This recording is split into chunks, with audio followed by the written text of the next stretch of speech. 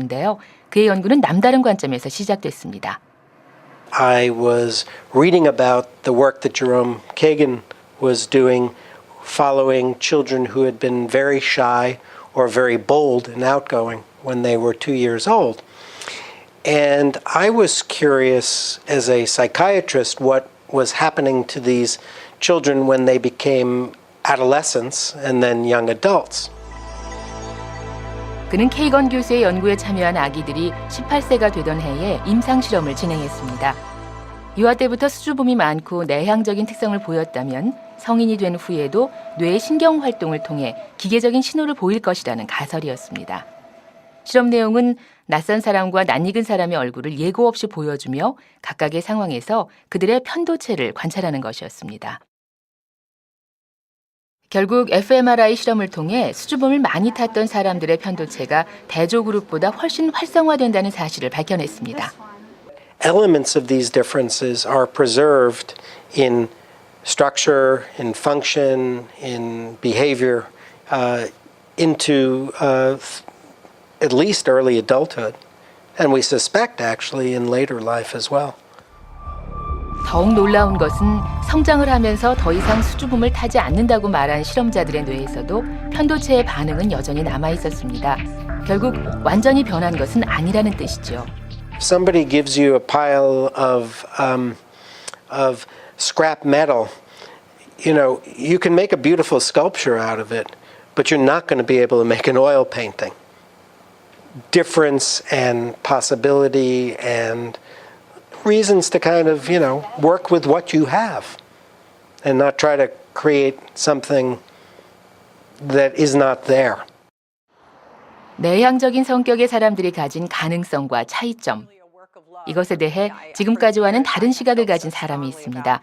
바로 제니퍼 코너와일러 박사입니다. 코너와일러 박사는 내향인이 가진 잠재력에 대한 책으로 주목을 받았습니다. 그녀는 세계를 이끌어가는 수많은 리더들이 내향적인 성격을 지니고 있다고 말합니다. And studies even demonstrate that executives, leaders at the very top of organizations, tend to have an introverted personality. Their temperament is like that. People that we might, of course, know, famous people like Barack Obama, our president. Many people also in leadership positions, such as Bill Gates, the famous investor Warren Buffett. 내향적인 사람들이 가진 장점과 잠재력을 알리고자 그녀는 미국 전 지역에서 수많은 강연회를 열고 있습니다. 또한 인터넷을 통해 전 세계의 내향적 성격을 가진 사람들과 만나며 그들과 이야기를 나눕니다. 그녀가 이토록 내향인들의 이야기를 하고자 하는 것은 그들에 대한 사회의 잘못된 편견 때문이라고 말합니다. There is still a lot of bias. I call it introvert bias. Many times, over 80% of the time, they answered to me questions about feeling misunderstood and overlooked. People are saying, you know what, I really relate to this because I always feel like something is wrong with me in my company, that I'm not speaking up or I'm not, and you know what? 4 out of 5 of them believe that extroverts get ahead in their companies. 4 out of 5 believe that. Now, whether or not that's true, we don't know, but that is their perception. 실제로 이러한 사회적 편견 때문에 고민하는 리더들이 제니퍼의 조언을 듣기 위해 찾아옵니다. 비영리 단체를 이끌고 있는 로리 역시 내향적인 리더입니다. They had made the assumption that I was devious or cold or all sorts of negative stereotypes based upon my reservedness. So I had to learn that there were some negative implications when I didn't automatically say what I was thinking in a situation. And I tend to be someone who thinks a long time before she speaks, and so that's been a handicap. 하지만 그녀는 이제 더 이상 자신의 내향성을 거부하지 않습니다. 제니퍼를 통해 스스로를 새롭게 바라보게 된 거죠. All the way to people I know quite well. They confide in me. People tell me all sorts of things just because I'm an empathetic listener. I have good listening skills. That has helped me feel better about again, what has been a natural shyness my whole life, though.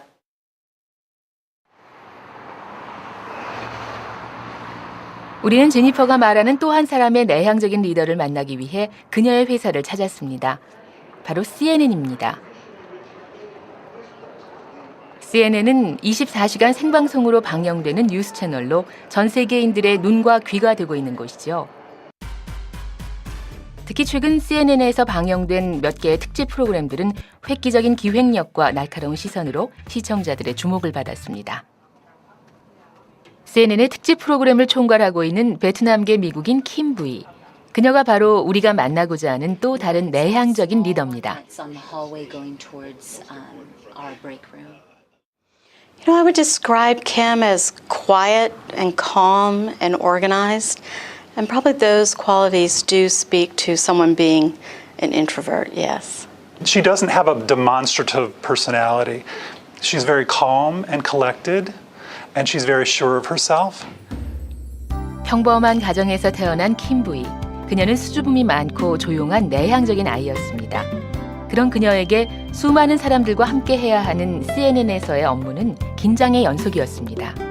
I definitely, before I'm about to talk to anyone or to sit down here with lights and cameras and talk to you, you know, my heart beats a little bit faster, and you know, you get nervous, and so suddenly I was the person that was deciding, you know, these were the important stories that America and beyond needs to know about, and I started getting really nervous about it. Even 세계인의 시선이 집중되는 그 중심에 내향적 성격의 킴 부이가 서게 된 것입니다.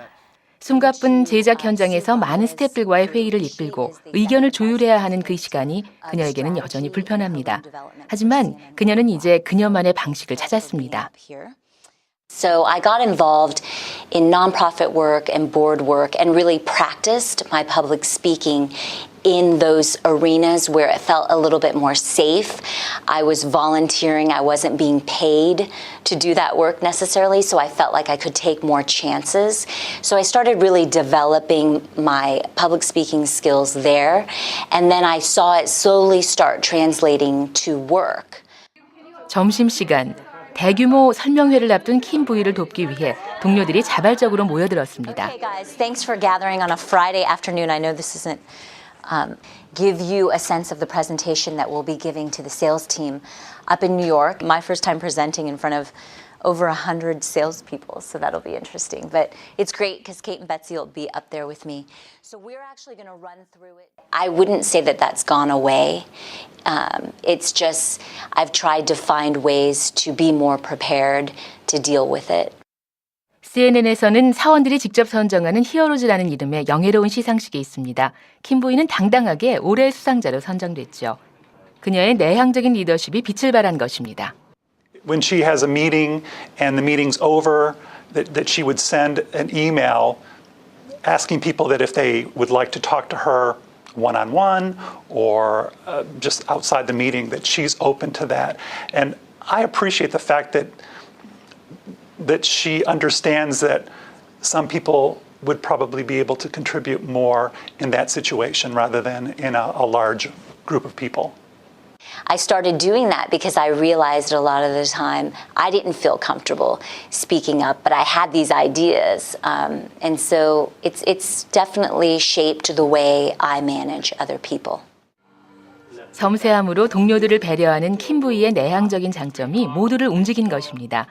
하루 24시간도 모자란 바쁜 업무 속에서도 킴 부이가 절대 빠뜨리지 않는 것이 있습니다. 바로 요가 시간이죠. All of the activities that I do to recharge myself really are activities that I do by myself. 킴 부이는 내향적인 성격이 불편할 때도 있지만 절대 바꾸고 싶지는 않다고 하네요. I think the biggest mistake is